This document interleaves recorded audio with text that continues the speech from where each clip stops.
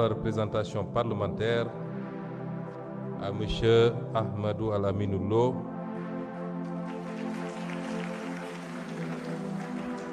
qui hier a été nommé Premier ministre de la République du Sénégal. Je voudrais rappeler que je connais personnellement le Premier ministre du Sénégal, que j'ai fait nommer secrétaire général du gouvernement rattaché à la primature que je dirigeais et avec lequel j'ai cheminé pendant 1 an et demi et abattu un travail colossal dans la confection d'abord des référentiels, notamment celui du Sénégal 2050, le master plan, le master plan et tous les autres documents relatifs au référentiel. Et je peux témoigner que c'est un travailleur acharné, un homme compétent, un homme dévoué.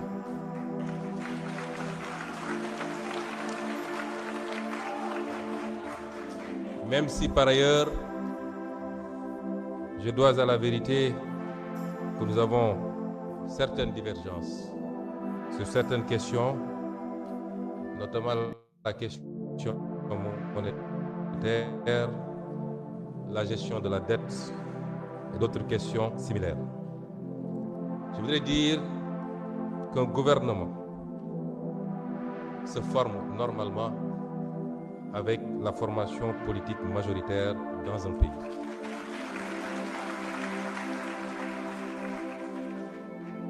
Notre formation politique n'a pas été associée aux consultations qui ont conduit à la nomination d'un Premier ministre.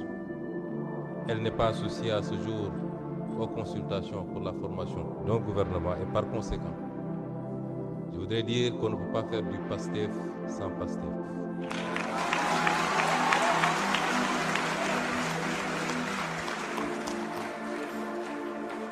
Et la seule référence du socle PASTEF dans un discours, pas légitimité du parti PASTEF. Je voudrais rappeler que les circonstances dans lesquelles cette installation se tient m'amènent à clarifier ces questions.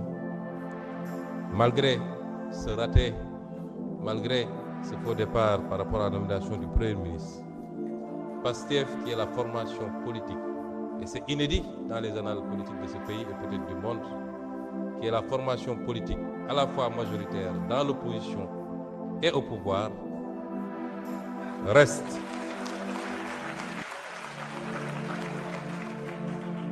ouvert à une discussion responsable qui met de côté les égos pour trouver les voies et moyens d'une gouvernance apaisée et terminer ce mandat dans les meilleures conditions.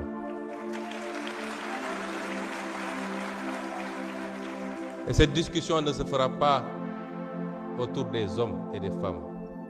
Elle se fera autour des orientations et du programme. Sur quoi devrons-nous entendre désormais avec l'exécutif? Quels sont les engagements qui ont été pris récemment sur la question liée à la restructuration? Quelle perspective pour le maintien du pouvoir d'achat et éviter de faire subir aux Sénégalais les conséquences d'une augmentation? Quid de la justice et du Jubal Jubanti? Autant de questions qui devront fonder les discussions si l'année avec le président de la République pour pouvoir envisager de continuer à l'accompagner dans la sérénité, le parti, l'Assemblée nationale, les majorités que nous détenons aussi bien dans l'opposition qu'au niveau de l'exécutif. Et j'en appelle donc au sens du dépassement. On ne peut pas être dans un système d'hyperprésidentialisme au Sénégal aujourd'hui. Et la configuration actuelle en a décidé ainsi. Mesdames et messieurs les honorables députés, nous Nous voici réunis dans cet hémicycle en un jour 3 fois symbolique. Lendemain de Pentecôte et retour de Popenguine pour les chrétiens, jour de la station et du jeûne d'Arafat et veille de la Tabaski pour les musulmans.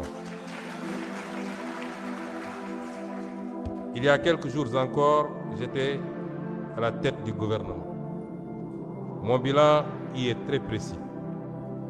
Transparence sur la dette cachée, renégociation des intérêts compromis du Sénégal, respect des échéances de la dette, refus de la restructuration, plan de redressement économique et social, moralisation de la vie publique, notamment pour tout ce qui concerne les fonds, la corruption, le train de vie de l'État et les réformes, exigence de justice, protection de la société et de ses valeurs, notamment avec cette loi contre l'homosexualité, gestion des cas complexes liés aux inondations et des campagnes de production agricole, maîtrise du coût de la vie pour les Sénégalais, apaisement du climat social, redéfinition du modèle de développement, sauvetage des entreprises en difficulté et lutte contre la corruption, je le répète encore. Et maintenant, l'Assemblée nationale. Qu'il me soit permis d'abord de rendre un hommage appuyé, fraternel et solennel à mon prédécesseur.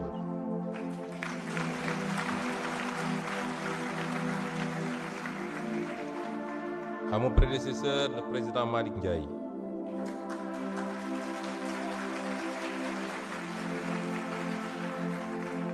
Pour sa loyauté sans faille envers les idéaux patriotiques qui nous ressemblent. Et pour son dévouement de chaque instant. De le féliciter ensuite pour son bref mais brillant passage à la tête de cette Assemblée, qui l'a profondément transformé.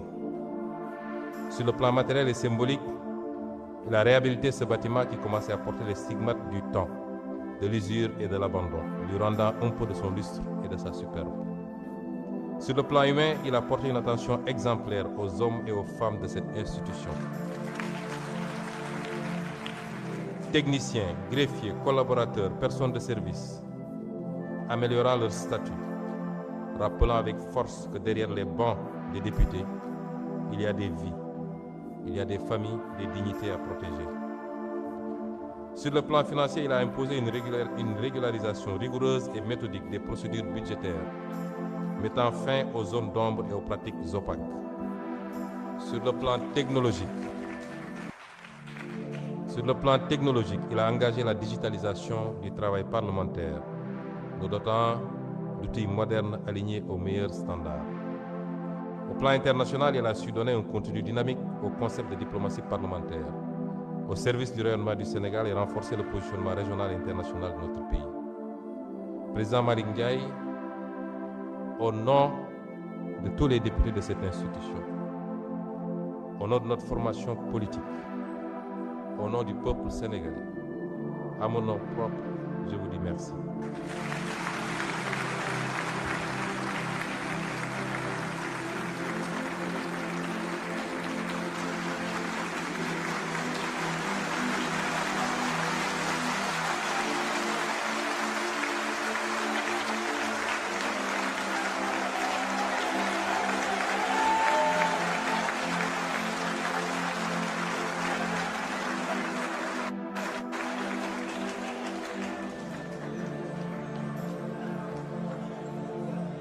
Je remercie également du fond du cœur les députés qui m'ont accordé leur confiance. Députés de la majorité, mais plus encore députés de l'opposition qui m'ont accordé leur confiance. Cette confiance me lie. Aujourd'hui, vous me donnez plus que jamais les moyens insoumis et institutionnels de notre rôle de gardien vigilant de notre révolution.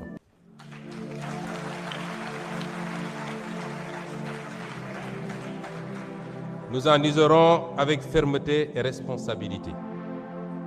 Je veux aussi adresser un petit mot affectueux à mon ami et frère, l'honorable Ismaïla Wane.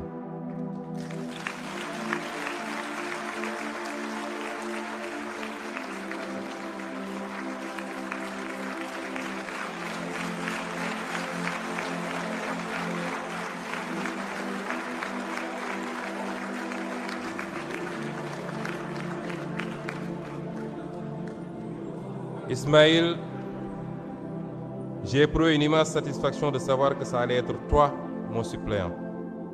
Depuis plus de 10 ans que nous cheminons, tu as toujours fait preuve, en toutes circonstances, d'une loyauté absolue, de désintéressement rare, d'une abnégation totale. Ton amitié sincère restera l'un des biens les plus précieux que m'ait offert l'engagement public. Pour ma part, chers collègues, comme vous le savez tous, j'ai été député pendant 5 ans, 5 longues années. J'ai connu les bancs étroits de l'opposition parlementaire, les joutes oratoires acharnées et parfois l'épuisement du combat solitaire contre des majorités qui confondaient la force du nombre avec la légitimité du droit.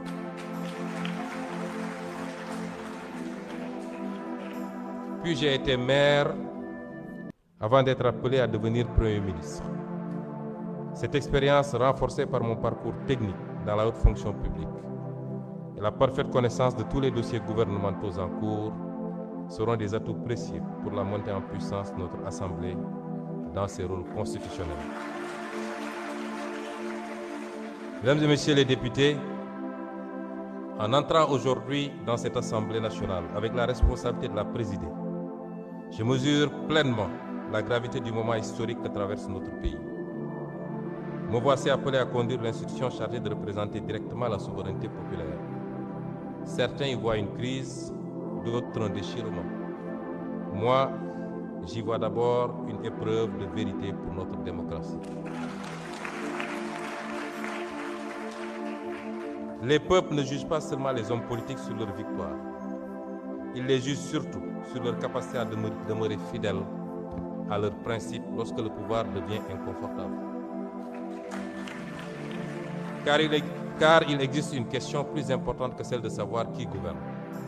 Cette question est: au nom de quoi gouverne-t-on? Depuis plusieurs mois, notre pays a vu émerger des divergences profondes au sommet de l'État. Elles ont été décrites comme des rivalités personnelles, des conflits d'ambition ou des luttes d'influence.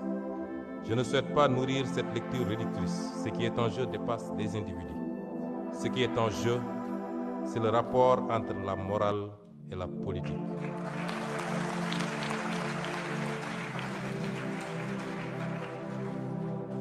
Aristote écrivait dans l'Éthique à Nicomaque que la politique est l'art suprême parce qu'elle a pour finalité le bien commun.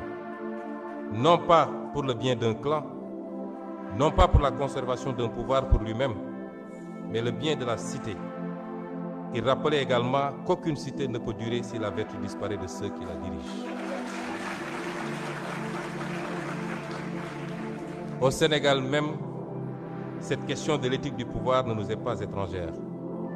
Le président Mamadou Dia rappelait déjà, au lendemain de l'indépendance, qu'aucun projet de transformation nationale ne peut survivre si les dirigeants confondent l'État avec leurs propres intérêts. Pour lui, la souveraineté ne pouvait pas être seulement politique. Elle devait être morale, économique et sociale. Il savait qu'un pays peut disposer d'un drapeau, d'un hymne national et d'institutions tout en demeurant prisonnier de pratiques qui vident la République de son sens. Ce que Mamadou Dia avait compris très tôt, beaucoup de nations africaines l'ont découvert parfois trop tard. Un pays peut survivre à la pauvreté matérielle, mais rarement à l'effondrement de sa morale publique. Une nation ne meurt pas seulement de pauvreté économique, elle peut mourir de fatigue morale. Elle peut mourir lorsque les institutions cessent d'être au service du peuple pour devenir des instruments de confort, de peur et de calcul. Elle peut mourir lorsque les institutions cessent d'être au service du peuple pour devenir des instruments de confort, de peur ou de calcul. Nous venons d'une longue histoire de dissolution africaine. Combien de peuples ont vu des mouvements de libération devenir des appareils de domination? Combien de promesses de rupture se sont dissoutes dans les privilèges, les accommodements et les silences? Combien de révolutions ont fini par craindre la transparence qu'elles réclamaient hier? Saint-Augustin, dans la Cité de Dieu, posait une question redoutable. Qu'est-ce qu'un État sans justice? sinon une grande association de brigands? Qu'est-ce qu'un État sans justice, sinon une grande association de brigands? Cette phrase demeure d'une actualité implacable pour toutes les nations du monde. Lorsque la puissance publique cesse d'être ordonnée à la justice, elle ne produit plus la confiance, elle produit la résignation et la colère. C'est pourquoi je veux le dire ici avec gravité. La morale politique n'est pas une décoration destinée au discours de campagne électorale. Elle est la condition de survie des nations. Lorsqu'un peuple perd confiance dans la parole publique, il cesse progressivement de croire aux institutions elles-mêmes. Notre responsabilité historique est immense car notre peuple a beaucoup souffert pour rendre possible la révolution citoyenne par les urnes de 2024. Des jeunes sont tombés, des familles ont pleuré, des citoyens ont connu la prison, la peur et parfois l'exil. Le peuple sénégalais n'a pas porté notre projet au pouvoir pour assister à une simple permutation d'élite.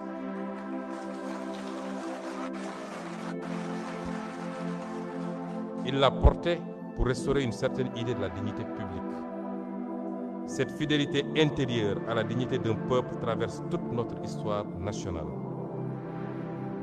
Aline Sitoé Diatta avait déjà compris qu'un peuple ne demeure libre que lorsqu'il refuse intérieurement la résignation. Face à la domination coloniale, elle ne disposait ni d'armée, ni d'État, ni d'institutions. Elle ne possédait qu'une force morale, la conviction qu'aucune puissance n'est durable lorsqu'elle exige d'un peuple qui renonce à sa dignité. Cette leçon demeure actuelle. Les nations commencent à se perdre le jour où leurs dirigeants demandent à leur peuple de s'habituer au renoncement. Cheikh Ahmadou Bamba lui aussi nous a transmis. Cheikh Ahmadou Bamba lui aussi nous a transmis une autre leçon essentielle dans les périodes de tension. La véritable force ne réside pas seulement dans la conquête du pouvoir, mais dans la capacité à demeurer maître de soi lorsque survient l'épreuve. Il savait qu'un homme peut perdre une fonction sans perdre son honneur, et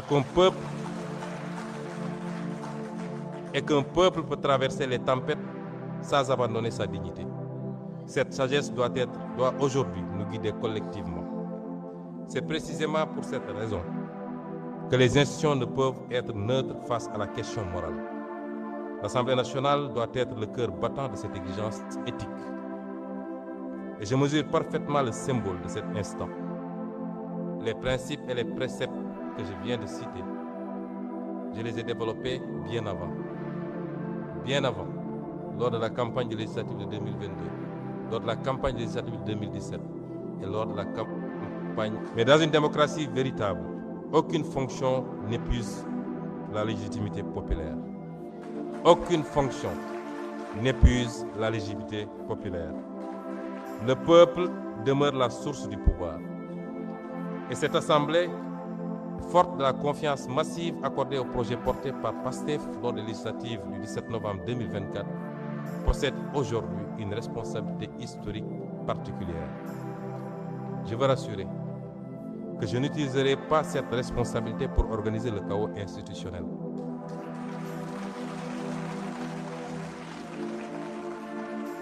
Je n'utiliserai pas, et aucun député avec moi, je n'utiliserai pas cette assemblée pour nourrir des vendettas personnels.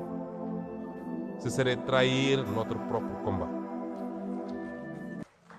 Mais je le dis avec la même clarté, l'Assemblée nationale ne sera pas une chambre d'enregistrement. Elle contrôlera l'action gouvernementale.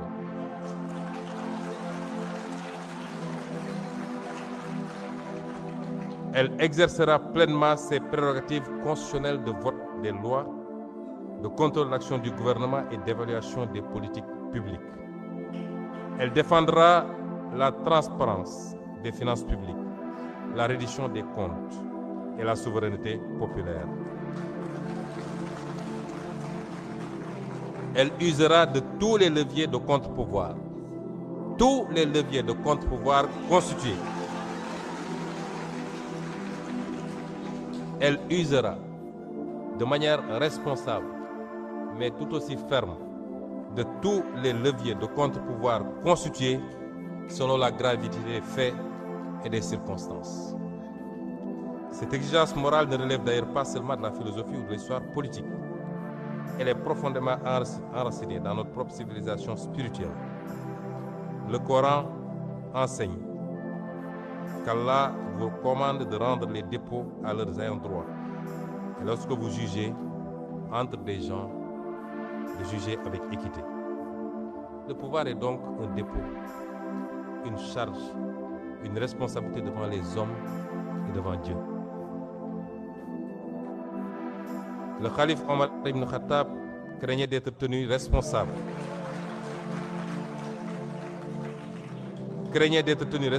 Devant Dieu si une mule trébuchait faute de route entretenue. Voilà le sens véritable de l'éthique politique. Considérer que chaque injustice ignorée, chaque privilège toléré, chaque renoncement devant la vérité finit par fragiliser toute la communauté nationale. Mes chers collègues, nous sommes entrés dans une nouvelle phase de notre histoire politique. Elle sera difficile. Elle sera traversée par des tensions, des tentatives de division et des pressions multiples. Mais elle peut aussi devenir un moment de maturation démocratique. Le Sénégal doit montrer à l'Afrique qu'une crise politique peut être affrontée sans haine, sans violence et sans effondrement institutionnel. Nous devons prouver qu'un peuple africain peut débattre fermement sans détruire son propre État. Nous devons démontrer que la fidélité aux principes est plus forte que les calculs de circonstances. Je tends la main à tous les députés de cette Assemblée, majorité comme opposition. Car au-dessus des appartenances partisanes, il existe une exigence supérieure, celle qui consiste à préserver la République, et l'histoire retiendra moins les postes occupés que les principes défendus dans les moments décisifs. Et dans ces moments-là, la seule véritable question est toujours la même. Lorsque le pouvoir nous met à l'épreuve, choisissons-nous le confort ou la vérité? Pour ma part, je continuerai de choisir la vérité. Vive l'Assemblée nationale, fière, rénovée et debout. Vive la République du Sénégal, une, indivisible, éternelle. Je vous remercie pour votre attention.